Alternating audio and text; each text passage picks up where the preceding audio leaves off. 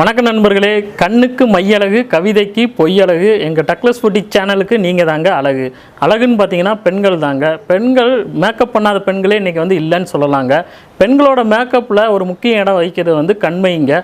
இந்த கண்மை இப்போ பார்த்தீங்கன்னா எல்லாமே கெமிக்கலில் தான் தயார் பண்ணுதாங்க.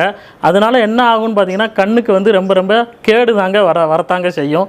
இந்த கண்மையை நம்ம இயற்கையான முறையில் தயாரிக்கிறது எப்படின்னு பார்ப்போம்.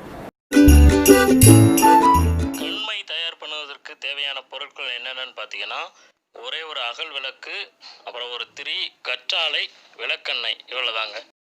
கற்றாழையில் பார்த்தீங்கன்னா உடலுக்கு தேவையான விட்டமின்கள், தாதுக்கள், அமினோ அமிலங்கள் எல்லாமே ஒன்று போல இருக்குங்க. இதை ஒரு சர்வரோக நிவாரணி என்று கூட சொல்லலாங்க. உடலுக்கு தேவையான நோய் எதிர்ப்பு ஆற்றலையும் கொடுக்குதுங்க. அது மட்டும் இல்லாமல் கண்ணுக்கு நல்ல குளிர்ச்சியை தருகிறது, கருவளையம் வராமலும் தடுக்கிறது, தோல் அலர்ஜியையும் சரி செய்யுதுங்க. சில பேர் சொல்லுவாங்கங்க, கண்ணுக்கு நல்லா விளக்கெண்ணெய் ஊற்றிப்பாரு, அப்போ தான் நல்லா தெரியும்னு சொல்லுவாங்க. இது எதுக்காண்டி சொல்லுவாங்கன்னா, விளக்கெண்ணெய் கண் பார்வையை நல்லா தெளிவாக்குகிறது, கண்ணுக்கு பார்த்தீங்கன்னா குளிர்ச்சியை தருகிறது, அது மட்டும் இல்லாமல் கண்களில் ஏற்படக்கூடிய வறட்சியினை போக்குகிறது. ஃபஸ்ட்டு அகல் விளக்கில் எண்ணெய் விட்டு திரியை ஏற்றிக்கோங்க.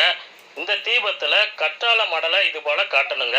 கற்றாழை மடல் புகந்து மேல் பகுதியில் இது போல் கருமையான திட்டுக்கள் படியுது பாருங்க. இது கூட விளக்கெண்ணெயை கலந்து ஐப்ரோ பென்சில் தொட்டு கண்ணில் போட்டுக்கோங்க. இப்போ நான் கையில் யூஸ் பண்ணுறேன், எவ்வளவு கருமையாக இருக்குது பாருங்கங்க.